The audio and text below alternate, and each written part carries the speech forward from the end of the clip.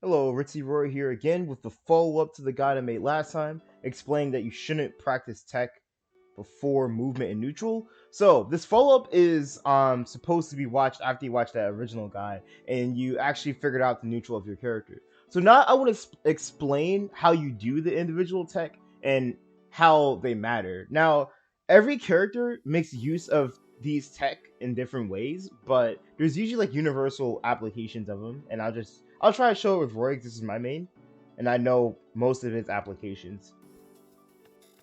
So I'll be taking the game frame by frame for some of it, just so you can get a better idea of what's happening. So for the first tech, the most simplistic one is going to be B reverse. It's this tech where like you see someone do a move, they'll do a special move, and suddenly they shift in the opposite direction. It works with all of your special moves. I don't think it works with. It doesn't work with Roy's counter because it doesn't work with a lot of counters. Because counters are like finicky normals, but mainly it's going to involve you doing a special move and suddenly you fly in the opposite direction. The way you're going to perform this, I'll take it frame by frame. So you're going to jump into the air. You don't have to jump, but it's usually way more effective when jumping just because of how ultimate the floors and ultimate have a lot of traction on them. So like reversing your movement doesn't really matter while you're on the ground. There's some people make use of it, but not a lot of people. So what you're going to do is you're going to want to jump. You're going to start the special move, and during the first few frames of that special move startup animation, you're going to flick your stick in the opposite direction in which you are moving. I'm moving right, so I'm going to flick my stick left here, and I get this. So as you can see, all my momentum instantly shifts to the other side, and the way you would perform it on normal controls is like I explained there. I think if you have a special control setup, you can actually do it in a different way, which I'm not exactly sure how you do it. You have to watch a separate guide for it, because I don't use that control setup. But that's how you do it if you use like a normal controls. You literally just press B and do it the opposite way. With B reverse side B, it's the same idea. You're gonna jump in the air, do side B in the direction you want to go, and then immediately flick your stick in the opposite direction. Now it's a lot harder with B reverse side B just because the amount of time it physically takes your knob to get from one further side of the socket to the other side is a lot longer than it would if you were just doing the neutral animation. But it's the same idea. You just gotta practice the timing of it. The timing's a lot tighter on it because again you have less time to flick the stick. So that's view reverse. Main applications of it are going to be one, it mixes up your movement a lot. Like if I'm trying to recover, I can sometimes fake people out. Another application of it is if you are trying to do a B move and hit someone behind you. So like Roy's behind me, right? And not Roy. Fox is behind me and I can't hit him because I'm not shifting forward. So something I could do that's kind of low committal is I could dash back, obviously. That's like super low committal. But let's say I want to dash back and bait him forward into punishing me. I can do dash back B reverse side B, which is actually really scary at the ledge because if you're just dash dancing around at the ledge, someone could literally like see like the frame of your like the first few frames of your little puff cloud coming up from the ground and think, okay, he dashed away. But then you just B reverse on them and hit them at ledge. So that's like Roy's attributes of it. Another thing you can do with it is retreating moves. So if you want to per se run away but then immediately hop back in with it, this will work. If you're Wolf, what you would do is actually jump away and you would laser and shoot someone with your neutral beam. So you're jumping away, but you're turning the move around to hit them. So that's the universal usages of view reverse. The next tech, which is a bit more complicated, there's two techs I'm gonna lump into one because they accomplish the same thing. It's going to be reverse aerial rush and attack cancel. So I'll go with the easier one first. Reverse aerial rush is going to be basically when you're running and you turn around while running, jump forward, and press A.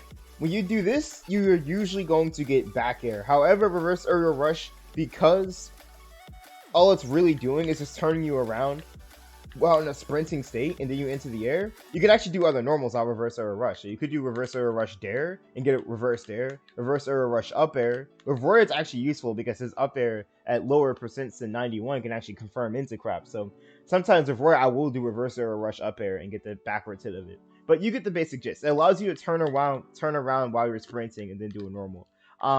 Then the harder variant of it, which is actually better for combos, well, some combos, because it comes out faster, is going to be attack cancel. Let me just restart the music. Actually, I'll do this. So the harder the harder variant of it is going to be attack cancel, which is actually not super complicated to do once you get it down, but it's going to take a lot more time to learn. What you're going to do is explaining it. You would flick your C stick left to start an F tilt backwards, and then out the first, I think, 1 or 2 frames of it, you're going to jump forward. And if you do it properly, your character will instantly do a back air from the opposite direction in which they were facing. So it's going to be useful for. The music like shut off for a second there. Hold on. So it's going to be useful for what's it called? It's going to be useful for one, surprising people. If you're Joker or Roy, your bear is actually pretty strong and neutral. So sometimes it's just a nice like your bear is usually a lot bigger than your fair. So it's like just a nice chunky hitbox you can throw out. But the main usage of it for almost everyone in this game is actually going to be combos. A lot of people are going to have weird stuff like down throw on bear and stuff like that, which is going to be super broken. If you're a Roy, a specific usage of it is going to be on jab, attack, cancel, bear, which I'd be dropping it because I'm actually on my OBS setup right now, which means I'm playing in a lot of input delay. Okay, we got it. It's actually kind of hard for me to do it on my OBS setup because I actually don't see it from my normal screen, but we got it somehow. So what you would do is jab into bear. Now, depending on how the DI, the way you're going to want to get that bear is differently. If they DI out, you might actually want to do jab, raw bear because you're only going to be able to catch him that way.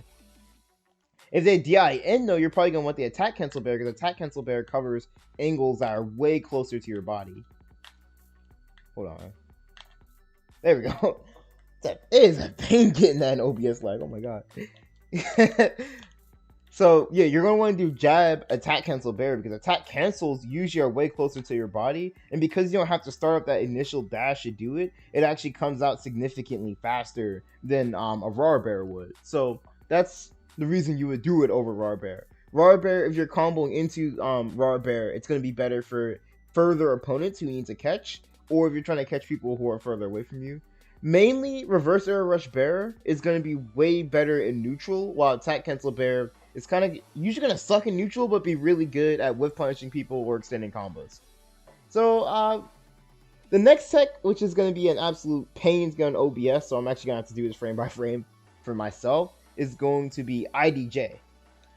So, I actually messed it up there.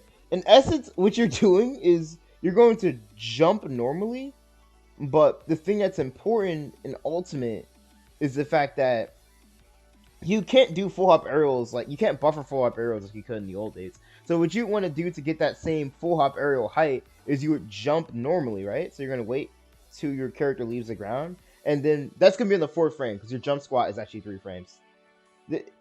Telling you the exact frame of it's not going to really be important because no one really can react to 3 frames like that. Just learn the timing in your head, and then so right as your character leaves the ground, you're going to press the double jump button again. And if done correctly, you're literally going to double jump like right off the ground. So you instantly double jump. Hence the name IDJ. So this is going to be really, really good because with IDJ, you can do stuff like buffer. You can get the same effect that buffered full hop arrows used to give you back in the day. IDJ is almost like purely used as a combo extension tool, and that's kind of it. Now, it's complicated for me to really explain the exact what's it called? I guess ramifications of this tech because the possibilities of IDJ are almost infinite. If you play Captain Falcon, Link, Fox, Sheik, Pikachu, like all these characters, their combo routes get hugely, I guess like expanded by being able to do this tech. Roy, it also helps him. For Roy, specifically, you would want to use IDJ for just covering people who are like really high in the air. Like, let's say if you're up air juggling someone and you can't reach them, you can do IDJ and just get a higher up air.